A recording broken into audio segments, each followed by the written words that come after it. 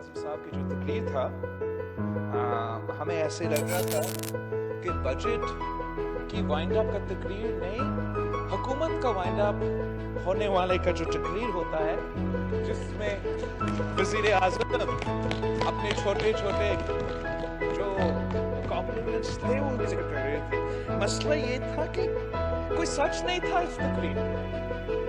वज़ीर आज़म कहता है कि हमने बड़ा सोच समझ के लॉकडाउन का सिलसिला और कोरोना का वबा का मुकाबला किया है।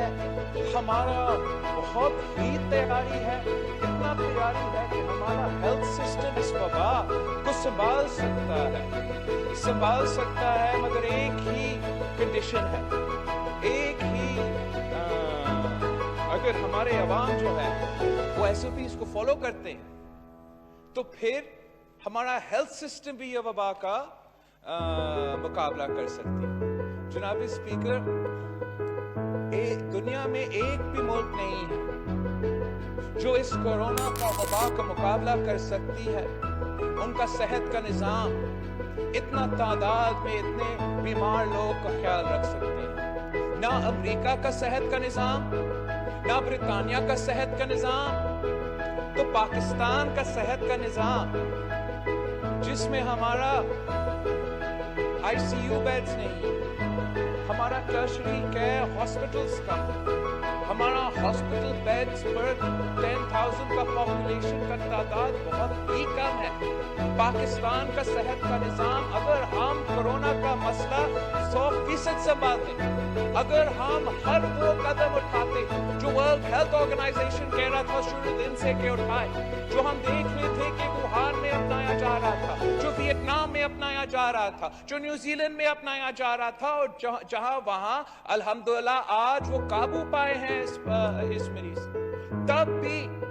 तब भी हमारा सेहत का निज़ाम, हमारा सेहत का इंफ्रास्ट्रक्चर इस कोविड की वजह से, कोविड की प्रेशर की वजह से डूब जाना।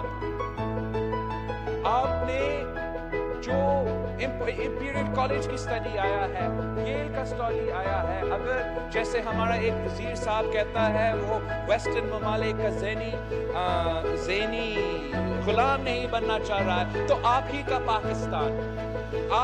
पाकिस्तान का जिना, कायदे आज़म मोहम्मद अली जिना का अपना न्यूज़पेपर ने, अपना संडे का मैगजीन में एक पूरा स्टैटिस्टिकल एनालिसिस किया है और उसके मुताबिक भी आपको बताया है कि आपका सेहत का निज़ाम डूब जाएगा।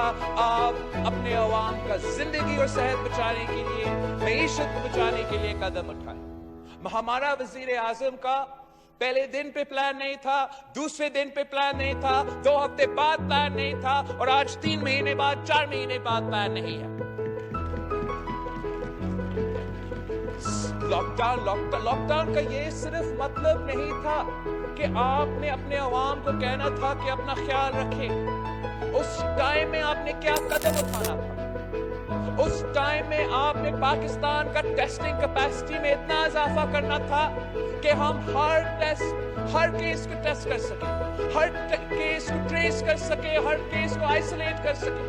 हमने अपना इन्फेक्शन रेट में कमी ले आना था, हमने अपना हॉस्पिटल बेड्स का तादाद में, अपना आइसोलेशन बेड्स का तादाद में, अपना HDU यूनिट्स में, अपना ICU यूनिट्स में, जंगी बुनियादों में पहले 2 हफ्ता में इजाफा करना था, जो हम आज तक नहीं कर रहे हैं। और पूरी रीजन में पर कैपिटा सबसे ज्यादा टेस्ट हो रहे हैं तो सूबे सिंध में हो रहे हैं। अगर सबसे ज्यादा रिकवरी रेट्स पाकिस्तान में हो रहे हैं तो सूबे सिंध में हो रहे हैं। हमारा इसमें सिर्फ इसलिए हो रहा है कि अवाम का टेस्ट हो रहा है, वो जस्ट हॉस्पिटल जाना चाहते हैं, लेकिन हमारा इंफ्रास्ट्रक्चर या किसी सूबा का इंफ्रास्ट्रक्चर इनका नालायकी को बर्दाश्त नहीं कर सकते। अब जिस तेजी से ये बीमारी फैल रही है, जिस तेजी से पाकिस्तान के अवाम बीमार हो रहे हैं, फौत हो रहे हैं, کوئی کسی صوبہ کا ہیلتھ انفراسٹرکچر اب اس تعداد کو برداشت نہیں کر سکے گا. یہ اسمارٹ لاک ڈاؤن کا شور کرے تو اسمارٹ لاک ڈاؤن کرتے ہیں, پہلے دن سے نہیں کر رہے ہیں. جب WHO نے 2 ہفتہ پہلے ہمیں خط لکھا, ہر صوبہ کو خط لکھا کہ لاک ڈاؤن کرے, فیز وائز کرے, 2 ویکس آن کرے, 2 ویکس آف کرے, تب بھی مسترد کر دیا. کچھ کوئی قدم اٹھانے کو تیار نہیں ہے. چلیے لاک ڈاؤن نہ کرے. اگر آپ نے IMF کو خوش رکھنا ہے, IMF کو پیسہ دینا ہے, لون واپس کرنا ہے, تو لاک ڈاؤن نہ کرے. لیکن وہ قدم اٹھائے جس سے آپ اپنا عوام کی صحت اور زندگی بچا سکتے ہیں. آپ اپنا ہیلتھ سسٹم میں انویسٹ کریں. مان لو کہ ہم جنگ کی صورتحال میں ہیں, مان لو کہ ہم نے پاکستانیوں کے لیے اپنے ہاسپٹلز میں اضافہ کرنا ہے, ICUs میں اضافہ کرنا ہے. آپ کیسے کہہ سکتے ہو کہ ہم تیار ہیں, پاکستان تیار ہے؟ اگر پاکستان تیار ہے تو ہمارے لوگ کیوں مر رہے ہیں؟ اگر پاکستان تیار ہے تو ہمارے ڈاکٹرز, ہمارے نرسز, ہمارا پیرامیڈکس آج تک کیوں رو رہے ہیں؟ اس لیے کہ ہم نہ تیار ہیں, نہ تیار تھے, اور نہ تیار ہونے کے لیے کچھ قدم اٹھانے کو تیار ہے.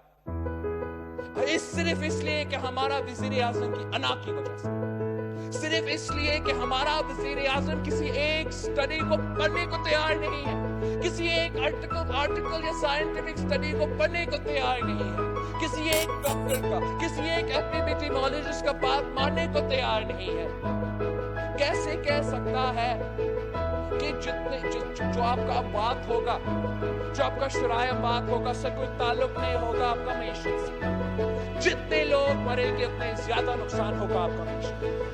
جتنا ہی لوگ بیمار ہوتے ہیں اتنی زیادہ نقصان ہوگا آپ کا معیشت. اب ذرا سوچیں, اگر ایک خاندان میں ایک جو ارننگ ممبر ہے وہ فوت ہو جاتا ہے, بیمار ہو جاتا ہے, تو پورا خاندان کا کیا ہوگا؟ وہ کیسے اپنے آپ کو کھلائیں گے؟ جس تعداد میں, جس تیزی سے یہ بیماری پھیل رہی ہے, مجھے تو ایسا لگ رہا ہے کہ پاکستان, ریاست پاکستان وہی کردار ادا کر رہا ہے جو ہم نے کارگل میں کیا تھا, جہاں ہمارے لوگ, ہمارے سولجرز, ہمارے سپاہی جنگ تو لڑ رہے تھے, شہید ہو رہے تھے, جیسے آج ہمارے ڈاکٹر, ہمارے نرسز کر رہے ہیں. لیکن ہمارے ریاست ماننے کو تیار نہیں تھا. کہتے تھے کہ کوئی جنگ نہیں ہے, ہمارا سولجرز وہاں نہیں ہے, سامان نہیں بیچتے تھے, ان کے لیے یونیفارمز نہیں تھے, سپلائز نہیں, کھانا تک نہیں. آج بھی پاکستان میں یہ وبا پھیل رہی ہے. ہم اپنا ڈاکٹرز کو, اپنا نرسز کو, اپنا پیرامیڈکس کو نہ وہ پروٹیکٹیو کیئر دینے کو تیار ہے, نہ ان کو تنخواہ میں وہ اضافہ کرنے کو تیار ہے, اور نہ ہی ان کو وہ رزق الاؤنس دینے. یہ اس وزیر اعظم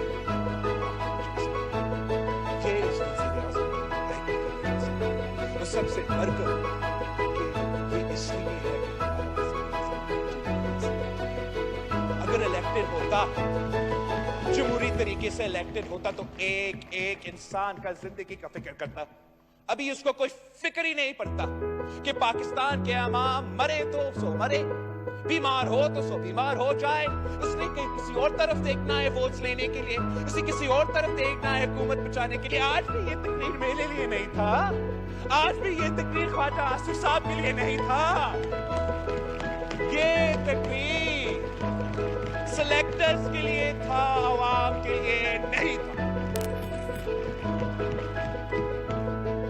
پاکستان کے عوام کے سلیکٹرز, آپ کیا کہہ رہے ہیں کہ آپ کا سب سے بڑا کامیابی آپ کا فارن پالیسی ہے.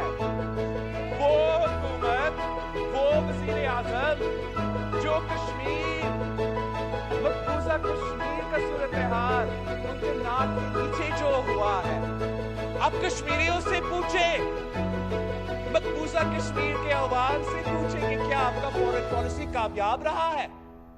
وہ آپ کو جواب دیں گے. آپ کا فارن پالیسی بزدلانہ رہا ہے, آپ کا فارن پالیسی ایک کٹ پتلی کا فارن پالیسی رہا ہے, آپ کا فارن پالیسی پاکستان کی تاریخ کا سب سے کمزور فارن پالیسی رہا ہے. آپ پاکستان کی واحد وزیر اعظم ہو جس نے مودی کا کیمپین چلایا ہے, جس نے پلوامہ کا حملہ کے بعد کہا کہ وزیر اعظم مودی بنے گا تو کشمیر کا مسئلہ حل ہو جائے گا. اگر آپ کا کیمپین انڈیا کے خلاف اتنا کامیاب تھا, اگر آپ انڈیا کے خلاف لابینگ کر رہے تھے, اگر آپ انڈیا کے خلاف ہر فورم پہ ان کے خلاف نیو یارک ٹائمز میں اور پتہ نہیں کہاں کہاں سینیٹر لنزی گریم کو کہہ رہے تھے کہ انڈیا برا ہے, تو اس سوال کا جواب دیں کہ یونائٹڈ نیشنز کا سیکورٹی کونسل انہوں نے 184 ووٹس لیے ہیں out of 192. یہ ہے آپ کا کامیابی کہ بھارت کو 184 ووٹس, 184 ممالک ان کو ووٹ دینے کو تیار تھے. اس کو آپ کامیابی کی طرح پیش کرتے ہو. چائنا کا ذکر کرتے ہیں, سی پیک کے ساتھ جو اس حکومت نے کیا, ان کے جو غیر ذمہ دار وزیر ہیں, جن کے بیانات کی وجہ سے چائنا نے بھی احتجاج کیا. پاکستان کے چائنا کے ساتھ جو ریلیشن شپ ہے اس کی بنیاد شیخ ذوالفقار علی بھٹو نے رکھا. آپ خود چاہے وہ آپ کو کہیں گے, اور جتنا نقصان پاکستان اور چین کا ریلیشن شپ میں, پاکستان اور چین کے جو اسٹریٹجک ایمز ہے, خان صاحب نے پہنچایا ہے, کسی اور وزیر اعظم نے. ہمارا وزیر اعظم کو لیکچر دینے کا تو شوق ہے, مگر اس کا اپنا لیکچر پہ عمل کرنا تو کوئی ارادہ نہیں ہوتا. ہمیں سناتا ہے کہ میرٹ, اکاؤنٹیبلٹی اور پھر ڈبیٹ. تو شروع ہوتے ہیں ہم ڈبیٹ سے. وزیر اعظم نے کہا کہ وہ ہر وینسڈے پہ آ کے ہم سے ڈبیٹ کرے گا. اب 2 سال ہو چکے ہیں ہمارا وزیر اعظم نے اس وعدہ پہ, جیسے ہر وعدہ پہ یو ٹرن لیا ہے. آج بھی تقریر کر کے چلا گیا ہے زبردست, لیکن وہ ڈبیٹ نہیں ہوتا. اگر وزیر اعظم نے ڈبیٹ کرنا ہے تو ہمارا سوال کا جواب دینا پڑے, اور ہمارا وزیر اعظم اس لیے ہمارا سوال کا جواب نہیں دے سکتے. نہ معیشت کو اس کو جواب دینے کا کچھ ہے, نہ صحت پہ, نہ فارن پالیسی پہ, تو اس لیے وہ ڈبیٹ کرنے کو تیار نہیں. میں چیلنج کرتا ہوں وزیر اعظم صاحب کہ یا ادھر آ کے ڈبیٹ کریں, فیس ٹو فیس ڈبیٹ کریں جہاں آپ اپوزیشن کا سوال کا جواب دو, یا ٹی وی پہ آپ کا بڑا شوق ہے ٹی وی پہ جانے دو.